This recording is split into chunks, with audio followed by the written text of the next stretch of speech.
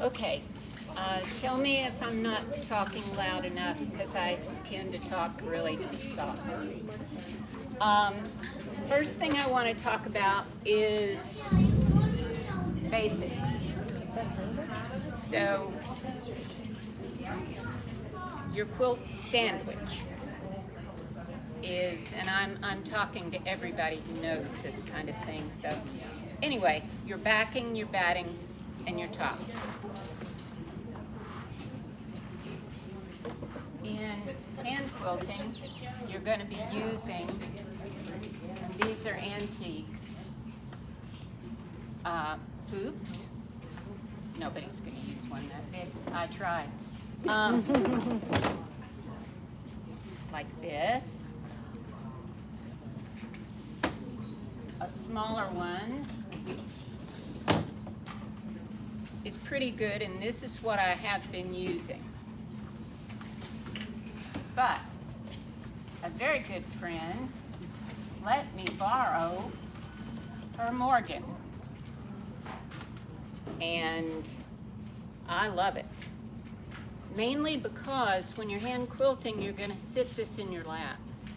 This keeps what you're working on up so you can get your hand under it and you can turn it really easily.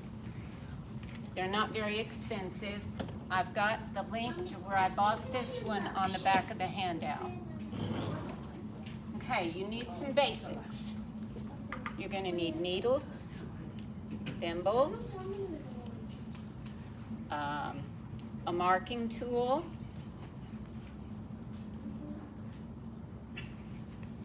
scissors, and thread. Thank you. And that's about it. I mean, you can have a lot of other things, but you really don't need them.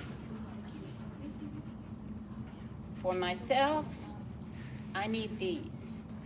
My eyes are not that great anymore. These are book lights, and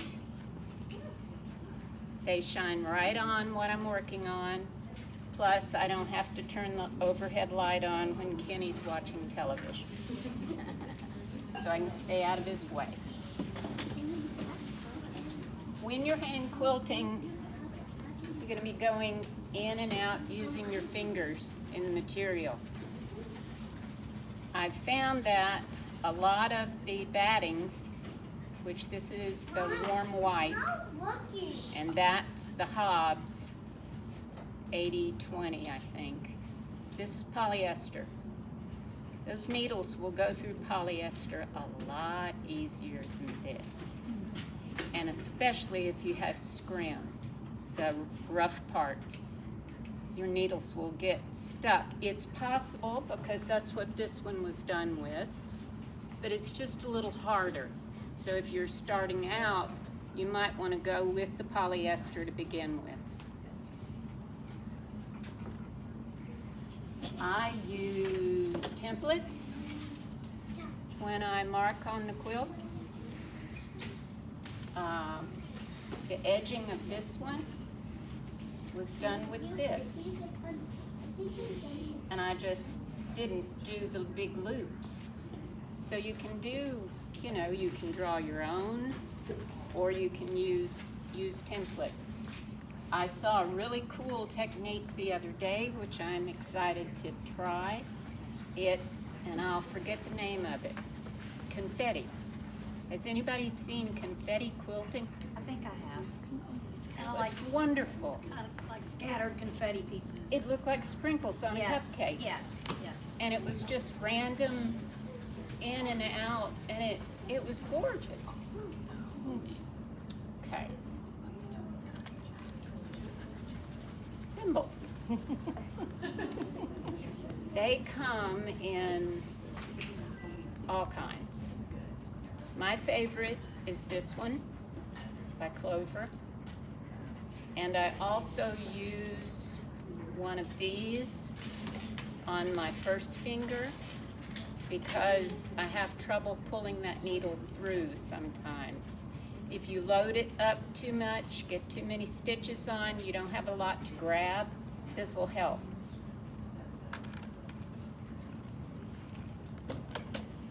marking, Marcy gave me a tip on these air, what do you call them? Air erasable pens. They're wonderful. I had been using the heat erasable pens until I got in trouble with one. On navy fabric, it didn't go away at all. Yeah, it left a white shadow. Right now I'm trying Tide erasable pen to see if I can get that out. There's also chalk pens. Clover makes a nice one. Or you can just buy Peace Taylor's chalks, real easy. This is not a Harrow marker, but it's kind of like one. It just makes a dent in your quilt. And you can stitch along the dent, and they won't disappear very fast. Okay, you can use painter's tape if you wanted to do vertical lines. You can tape those off and just stitch right down your tape.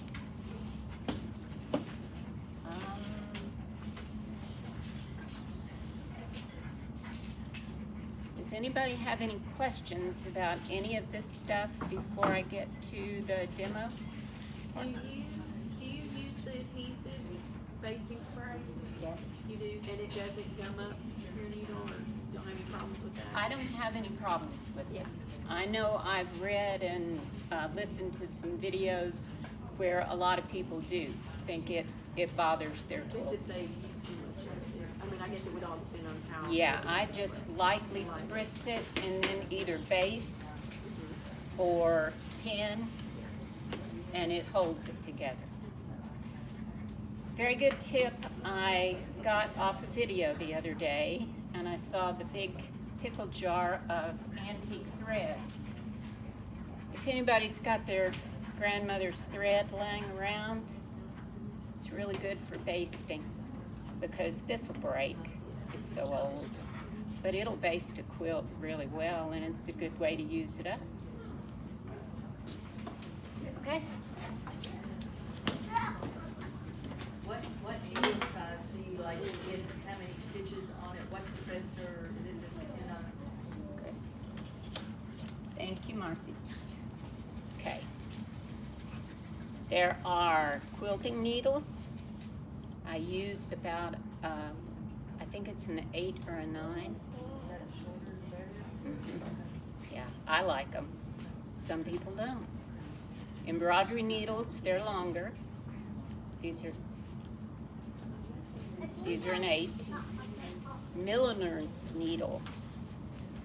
For big stitch quilting, I've seen a lot of people online use these. I've never used these before. I'm going to try them out one of these days, but they're pretty long. I like these. Bowen, yeah. And be prepared to stick your finger, because these are sharp, really sharp. And that's why you like them, because they go through. Mm-hmm. Yeah. And Marcy, I only put a couple of stitches on my needle. The max is probably 3, because these are so small, and I have a hard time pulling it through. What type are those, Sharon? The bone that you showed? Is it sharps or what? Are they called quilting? No, they're just called bone, I think. They're from France. Yes. They're called Can you read it? betweens. Between. They are With a big eye. betweens. It says Yeah. betweens, big eye. Yes, it does. Yeah. That is not a big eye. I don't know why it says that. She needs a little.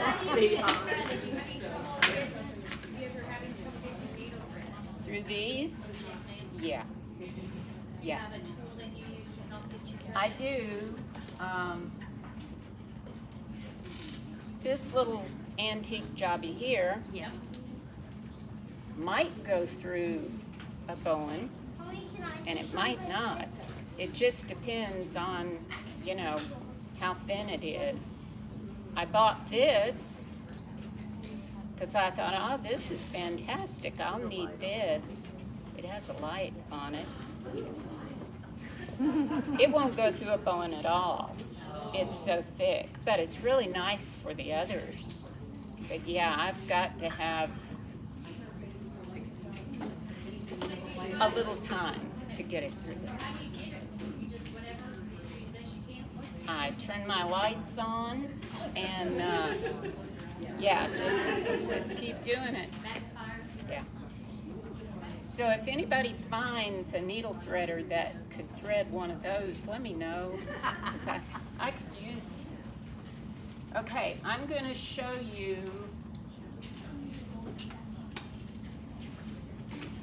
as soon as I find the end of my thread. There we go. I'm going to sit here in front.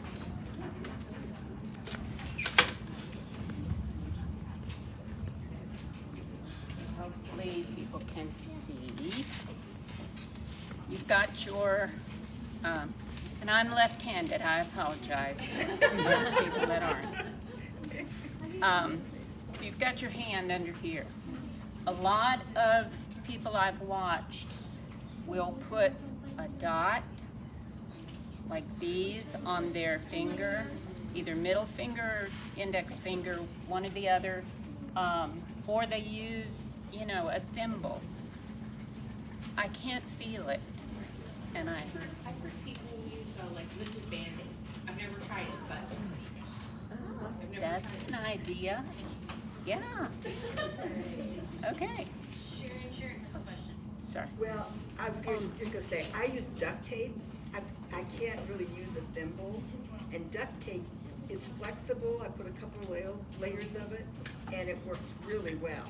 Just a little bit of Yeah, duct tape like on your finger. 3/4 of an inch square of duct tape. And I found some things you can buy. They're called Thimble-It, and they're adhesive on one side, and they're like a layer of plastic, almost like a, you know, those bumpers, clear plastic bumpers they put on doors. Yeah. Except it's thinner, and it sticks on your finger, and you can take it off and reuse it several times. Yeah. Thimble-It. Is it thinner than the little? Yeah, it's Yes. thinner Yes. than the It's polka thinner dot. than that. Yeah, I love the name of this. It's polka dot. But that's me too, because if I can't feel it, then it's no good. With the Yeah. duct tape, you can really feel it with the duct Yeah. tape. You can feel it? Yeah. I When I bet made mine, I bet the it duct fell tape over is here. very similar to the Thimble-It when you put it on. Probably is. Okay, quilter's knot. This is the way I do it. There are all kinds of ways to do this. I put the thread on my finger, the needle on top. I wrap twice, I pinch it, push my needle up, and pull. And you have a quilter's knot.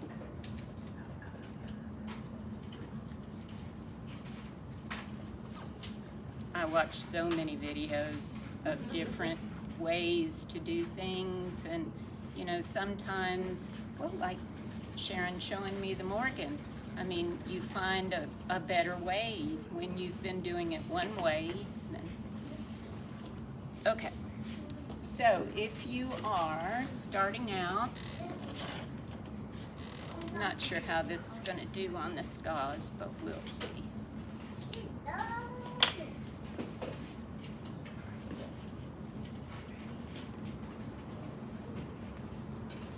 Okay, so your hand would be under here.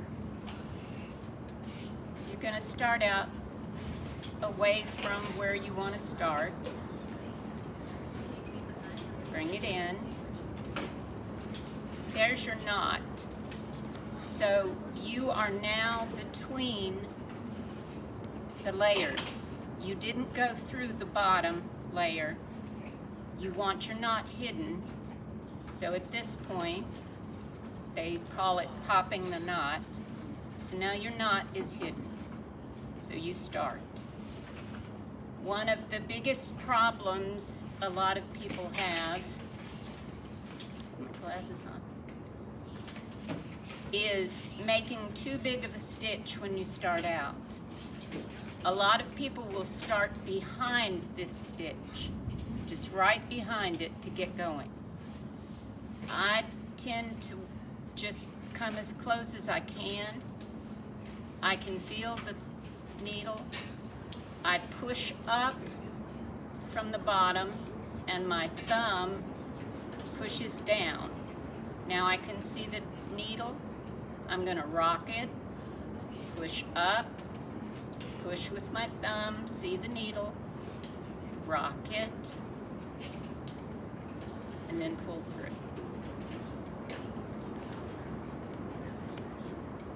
Do a few more. So you wanna start pretty close, and at this point you'll have your thimble, so your needle can rest in your thimble. Sorry. Start again. So this is slippery. You push up, push with your thumb, rock, push up, push with your thumb, and pull through.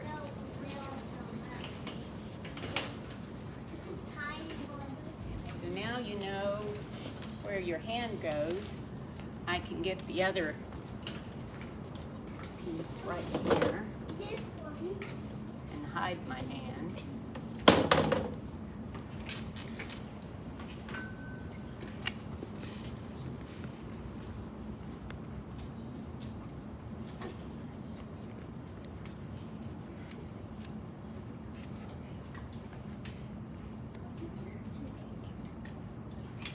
Oh, another thing, I just messed that up. When you put your, sorry, when you put this in the hoop, you want to have, this doesn't need to be tight like embroidery. It needs to have a little bit of give so you can move it up and down. We were talking earlier about people that quilt without a hoop. I've yet to understand how they do that. All right.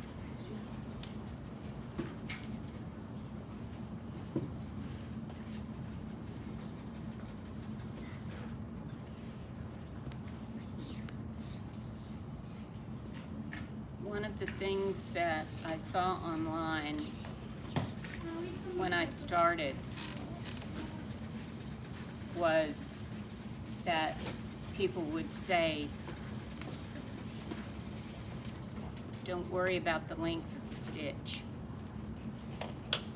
Just try to get them even.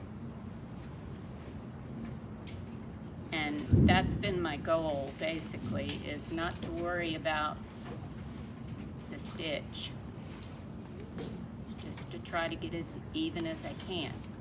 Okay, another thing, if you've got too long of a tail and you've popped your knot and it's sticking up, just go down in between the layers, move your needle, and you can pull that tail right in. And you don't have to worry about getting your scissors out and possibly cutting a hole in your quilt like I did the other night. Yeah, that was fun.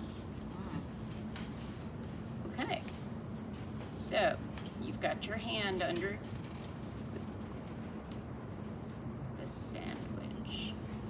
I try to lay my needle down so I get started. Sorry, forgot my thimbles.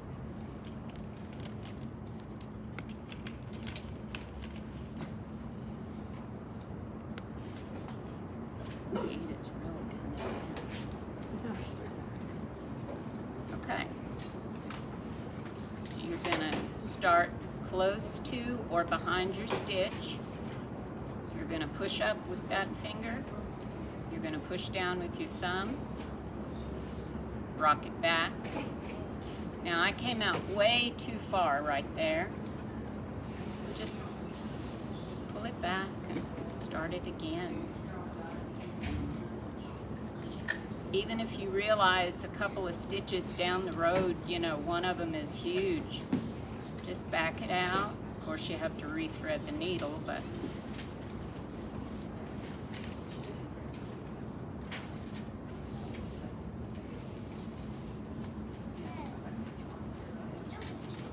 you can get as tiny as you want. Those were really too tiny.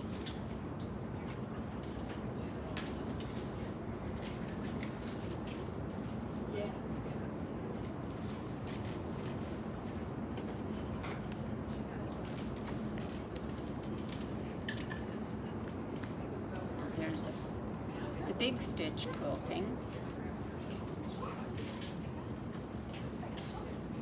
that I kind of did it on that quilt with all the hearts.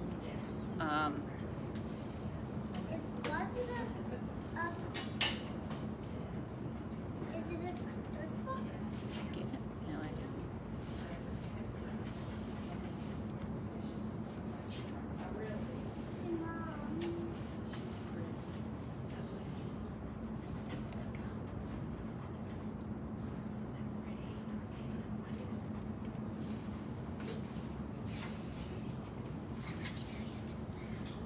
This is one of the larger needles. Okay, ready, that. This is pearl cotton.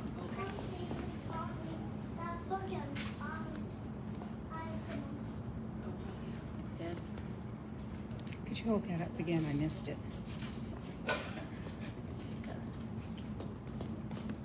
I got that at Hobby Lobby. With this, I'm not going to start as far away and kind of going to figure out how I like the spacing.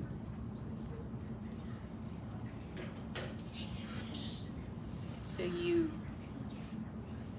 it goes faster. And with this type of thread, I've used this Thread Magic. And you just run your thread through here before you get started. It will go through the quilt easier. And of course, I didn't know, but I was watching somebody do this the other day, and see the little grooves around here? Did you know you're supposed to lay your thread on there, put the cap on, and then pull it through? Yeah, all I did was just hold it on there and run it. I didn't know. But anyways. How do you do it with the cap on? Oh.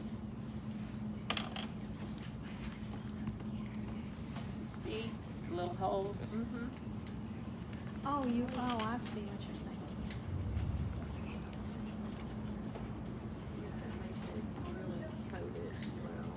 Oh yeah, it would be much better than me holding it. Yeah.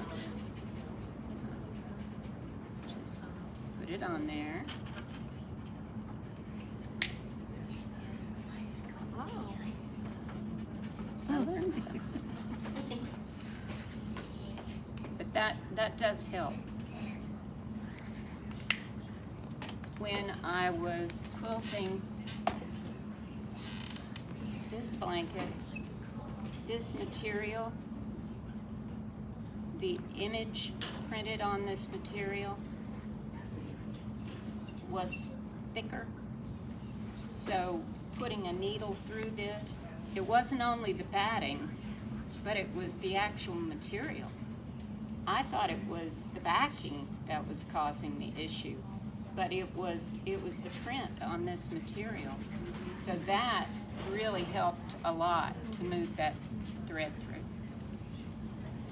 Okay, any more questions? Will you show us how you tie off? Sure.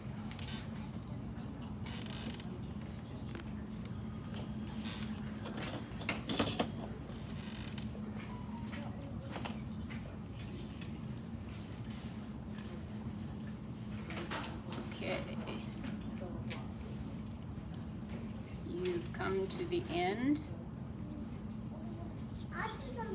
I make a hole. Put my needle through twice. You could do it more than that if you want. Stick the needle through the loop, then push it all the way down. Then you come right by it, through the, not through the backing, just through the layers. Pull it and then pop your nut. Now also, if you get to a point where you've got like a little gap there and you know, you don't have enough thread to finish it, or that's where you want to stop, if you'll leave that knot a few inches, or not inches, just a little bit above the quilt top, and you pull it through, that'll make your stitch. So it's not really a stitch, but it's on top. So either you can, you know, have it like this so it's hardly visible, or you could have a little bit of thread here to finish it out. Any other questions? Thank you guys very much. Thank you. Oh, Sharon. Do you ever use, I have a little needle nose plier that I sometimes use because I'll get too much and to get it through. I was embarrassed to bring those, honestly. I keep them at my side at all times, yes. Hacks are great too. Oh, So I need true to. confession, a lot of us are using the needle nose Yes, plier. yes, Yes, yes. I have that's 2 great. pair. I keep a pair at my sewing machine and one in my basket. Yeah, okay. Well, thank you guys very much. Closet.